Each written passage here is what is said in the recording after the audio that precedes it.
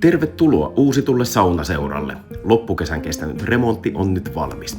Muistathan ottaa aina jäsenkorttisi mukaan. Saunatalossahan maksuvälineenä käy vain pankkikortti. Ja muista sulkea puhelimesi tai asettaa se äänettömälle ennen saunataloon astumista. Kengät jätetään ulko-ovesta tultaessa oven oikealle puolelle kenkätelineisiin. Ja sisäänkirjautuminen tapahtuu kahvion tiskillä. Oven vasemmalla puolella on lukittavia lokeroita arvotavaroita varten, jätäthän kuitenkin kaiken ylimääräisen autosi tai kotiisi. Vasemmalta puolelta löytyy myös naulakot ulkovaatteille ja kulkukoesaunaan.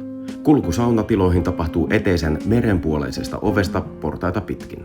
Alakertaan kuljetaan vain näitä betoniportaita ja sieltä löydät lisää lokeroita ja säilytystilaa. Kulku saunoille tapahtuu puuportaiden eli niin sanotun puhtaan puolen portaiden kautta. Näitä portaita ei kävellä ulkojalkineilla. Uusittu pesutila noudattelee vanhemman tyyliä pienin kohennuksin. Myös WC-tiloja on päivitetty viihtyisämmiksi. Uusittu takkatila on entistä avarampi, joten sieltä löytyy mainiosti tilaa nautiskella kahvion tuotteita. Kahvion varustetasoa onkin paranneltu ja valikoima entistä runsaampi. Maksuvälineenä toimii tosiaan vain kortti.